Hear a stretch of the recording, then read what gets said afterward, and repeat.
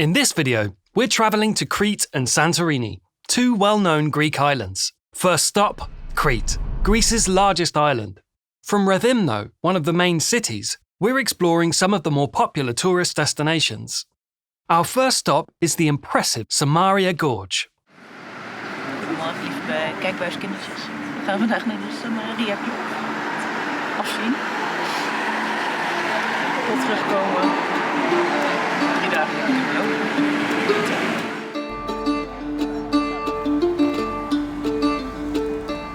From Rethymno, it's about a 2-hour drive up into the mountainous Samaria National Park.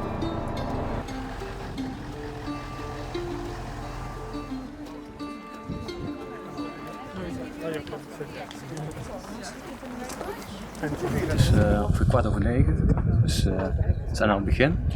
We gaan beginnen met de loop, we zijn helemaal klaar voor, dus let's go.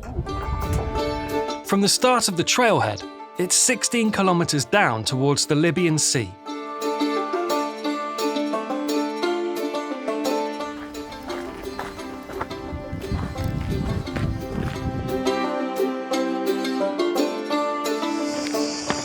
Het pad bestaat eigenlijk helemaal uit losse stenen. Dus je moet constant kijken waar je loopt, als ga je keert op je plaat. Het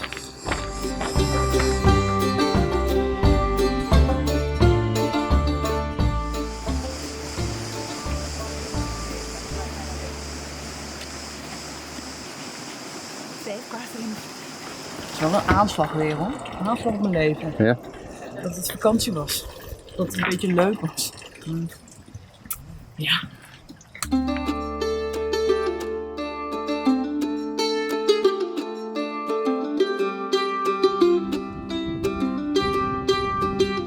We zijn nu ongeveer halverwege, het is denk ik 12:30. En dit is het verlaten dorpje Samaria.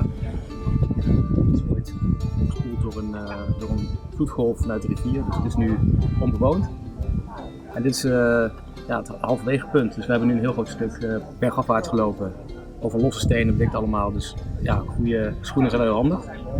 En hierna gaan we volgens mij echt de kloof in en dan gaan we echt naar 3 meter breed en 4 meter hoog. Dus ik ben heel benieuwd hoe dat eruit ziet.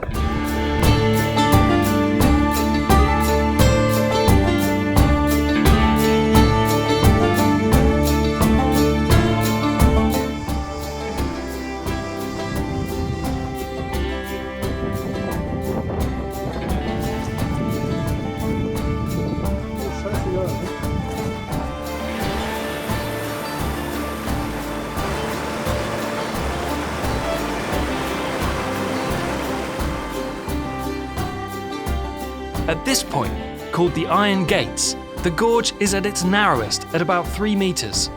From here, it's roughly a 1.5 kilometer walk down to the exit of the national park and the village of Agia Rumeli, so we have about 30 minutes left to go.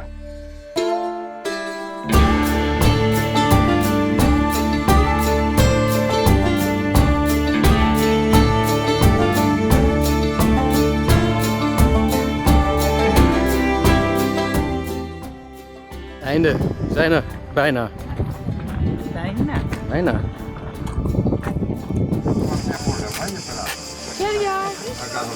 Thank you. Nou, heb overleefd, Sean. Wat gaan we nou doen? Ja, en dan? Yes, lekker man. With a full day of hiking under our belt, we arrived at the end point at about 4 in the afternoon. And that could only mean one thing.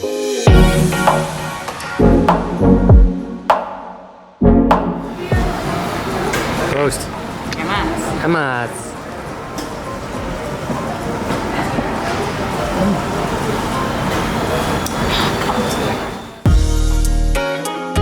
As the village of Agia Rumeli is only accessible by boat, we hopped on the last ferry to leave for the day, to start our journey back towards Rethymno.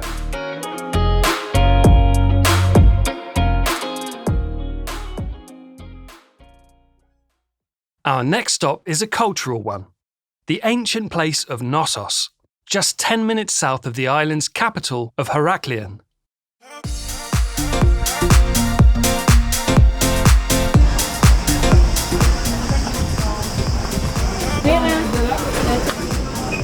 The Palace of Knossos is about 4,000 years old and was built by the Minoans, an advanced Bronze Age civilization. Nou, we zijn nu op in het paleis van Knossos. Het paleis is 2000 voor Christus gebouwd, dus 2000 jaar voor de Romeinen kwamen. Bestond het al. Het is vooral zo'n oude steen. Alleen sommige dingen zijn nieuw. Heeft een Engelse archeoloog heeft dat gerestaureerd een eeuw geleden. En dat staat nog overeind, dat is gekleurd, dus dat zie je dan.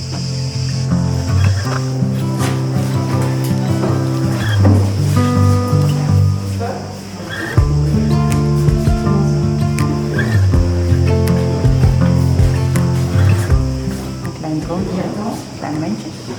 Ja.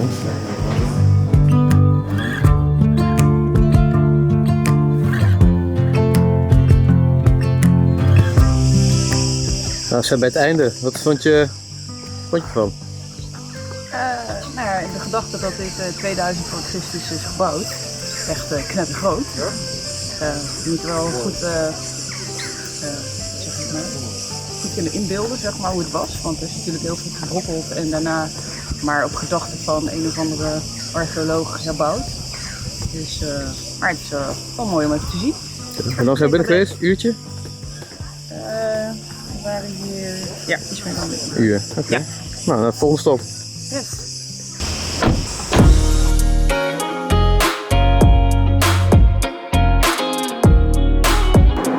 We zijn nu terug aan het rijden vanuit Knossos. Helemaal terug naar Rethymno. Dat is een uur en een kwartier rijden. En vanuit Rethymno rijden we eigenlijk door naar het meer van Kournas. Dat is volgens mij het enige meer op Kreta, misschien zijn er twee, maar even het meest bekende.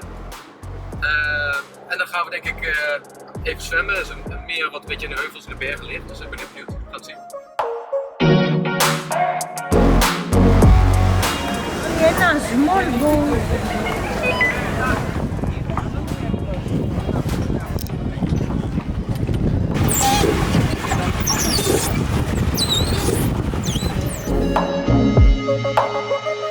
Lake Kournas is a nice place to spend an afternoon spotting the many turtles hiding near the shoreline and having a cold one in one of the restaurants lining the beach.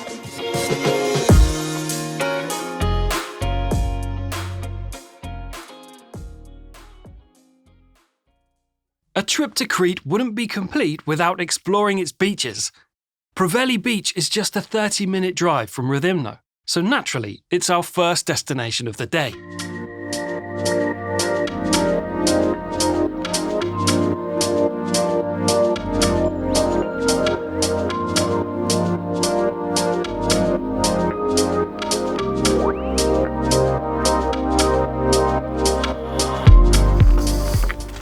We zijn nu bij de parkeerplaats van Preveli Beach. En we gaan nou het pad naar beneden lopen en als het goed is komen we dan gelijk bij het strand uit. Geen idee hoe lang lopen is.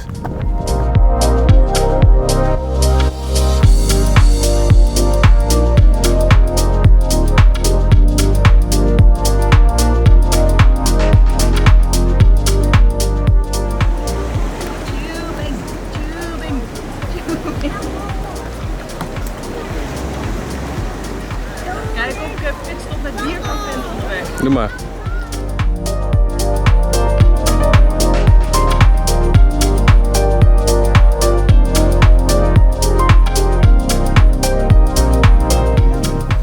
Nou, we gaan even kijken waar het stroompje begint.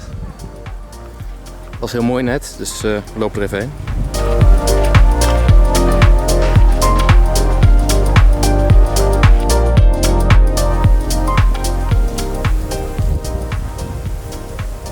Ga je fotootjes maken?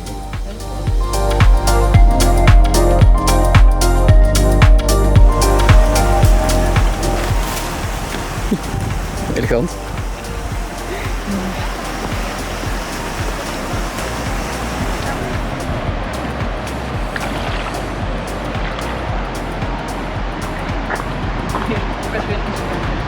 Nou ja, boeien.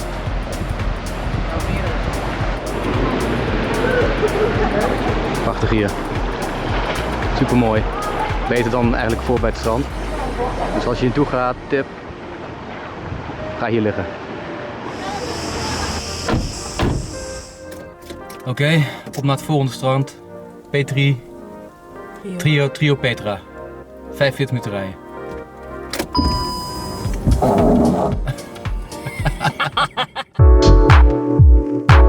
Off to Triopetra Beach, aptly named after the 3 distinct rock formations protruding from the eastern part of the beach.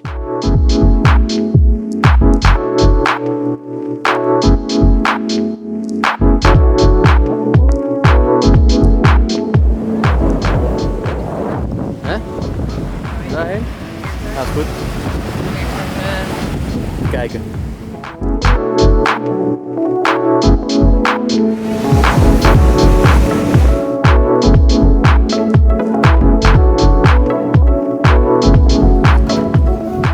Proost. Jammas.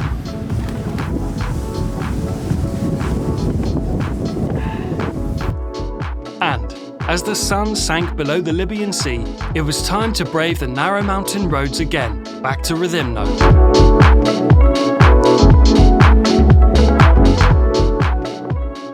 One last beach day to go, this time to the most famous one, Elafonissi Beach, a 2.5-hour drive to the most southwestern tip of Crete.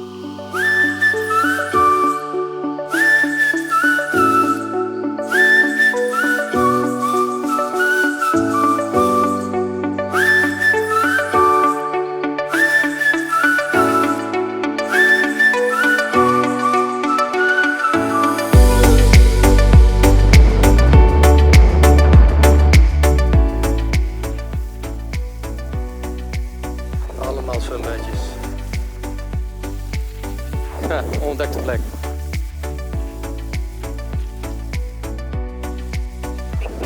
Wat is dit?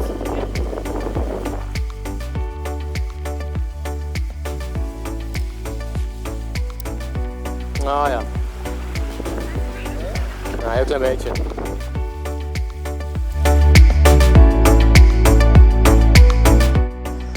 We hebben net 2 uur en een kwartier gereden vanuit Rethymno naar Elafonissi Beach. Daar zijn we nu. Nou, we hebben een plekje gevonden hier bij een boom.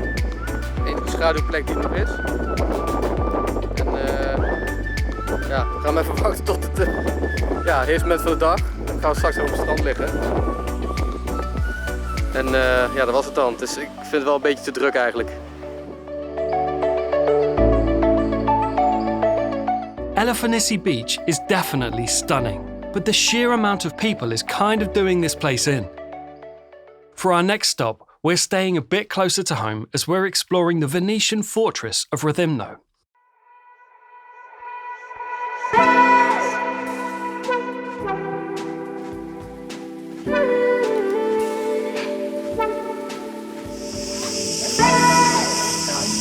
Nou, vertel eens even wat we zien. Fort. Fort, ja. Ja, dat is het. We zijn nu bij het Fort boven Rethymno.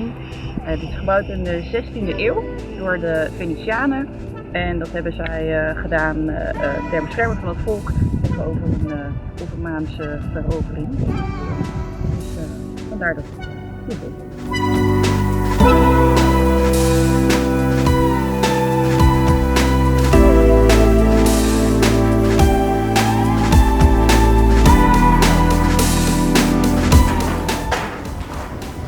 Gaat het nog ergens heen? Of,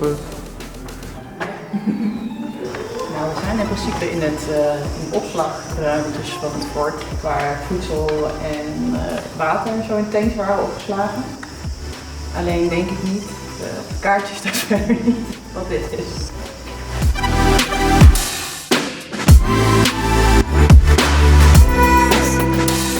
Nou, we zijn klaar met het fort te bezoeken. Het was leuk om even te zien, mooie uitzichten, alleen er is verder geen museum of iets bij. Of ja, je hebt alleen maar foto's met uitleg en dat was het. Dus het is leuk om eventjes een half uur, een kwartier te bekijken en dan heb je het al gezien. Time to leave Crete behind us and start the second leg of our journey. We hopped on a ferry that took us about 100 kilometers north to the island of Santorini, also known by the Greek name Fira.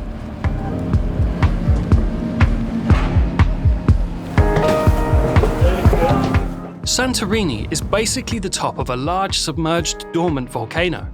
When approaching the island by boat, you're entering its caldera, which forms the center of the island. Santorini is a major tourist destination in Greece, as it attracts about 2 million visitors each year. The prime spots of real estate are among the most expensive in Europe. This might not sound all too appealing if you're looking for an authentic Greek experience, but apart from being a tourist hotspot, it is hands down one of the most beautiful places in the Mediterranean.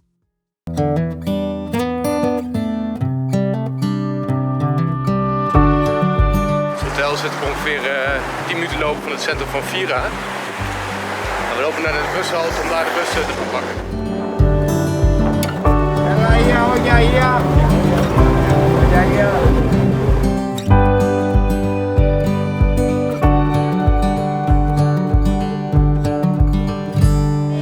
Wat vond je van de busrit? Ja, Een beetje chaotisch. een beetje chaotisch. Weet je, hij zag over die review van dat alles helemaal goed strak geregeld was. Maar 1,50. 1,50. 1,60 inderdaad, lekker een reis. En we zijn er. Ja, precies. En een half uurtje. Ja.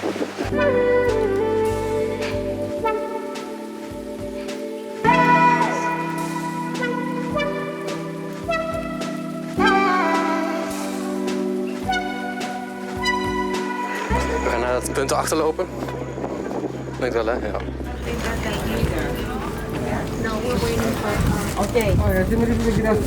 Oké, naar het uiterste puntje van Oya. Oya.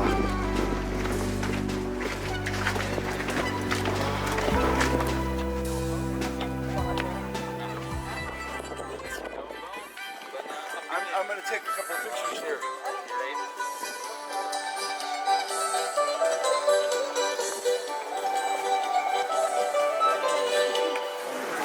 Kijk, wij zijn nu in Oya. En daarachter is Fira. Dat loopt dan hier de bocht om tot daar. Dus als ik heb met de bus gereden.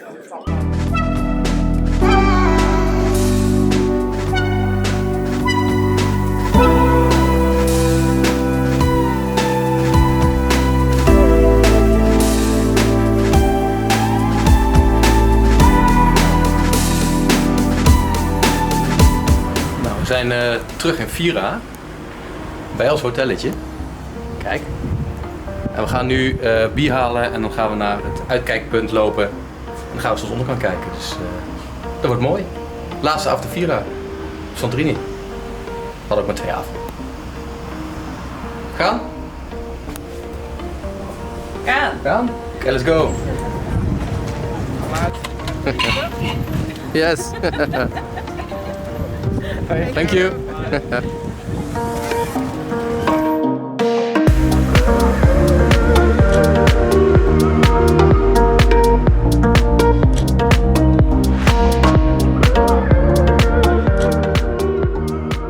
We lopen ergens in de achterbuurt of zo. Geen idee of je hier door kan. Kijk. Ja, dit is waar we heen moeten, dus we zitten goed. Rechtdoor. Yes.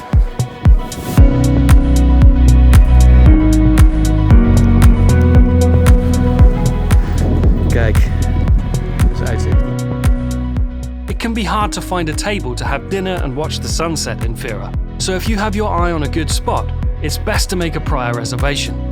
Another option is to just get some drinks, head over to the bells of Fira church and enjoy the sunset.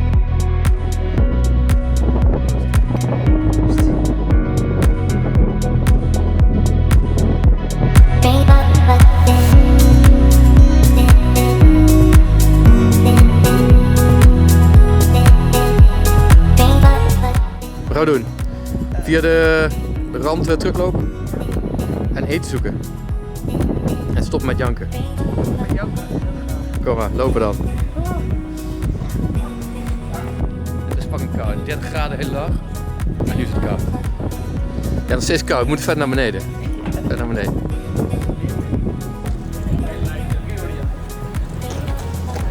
Lopen. Lopen.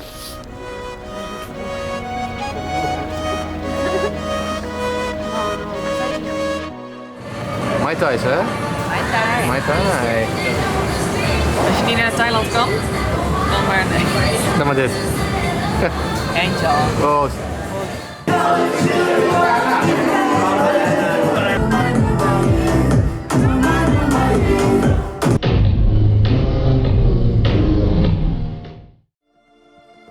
And with that flurry of casual alcoholism, we're ending the video. Crete, although a well-trodden tourist destination, is definitely a place that is worth a visit. There's a lot of things to see and do. It's got the famous Greek hospitality and prices are very reasonable. The only downside, it's a big island, so you do need to rent a car to get around. Santorini is deservingly an international must-see destination. It's got its fair share of mass tourism-related issues, but the location is absolutely stunning. Add to this the many mysteries surrounding the ancient apocalyptic volcanic eruption and consequent demise of the Minoan civilization, and you end up with a tantalizing mix of both history and natural beauty few travelers can resist. Thanks for watching, and see you in the next one.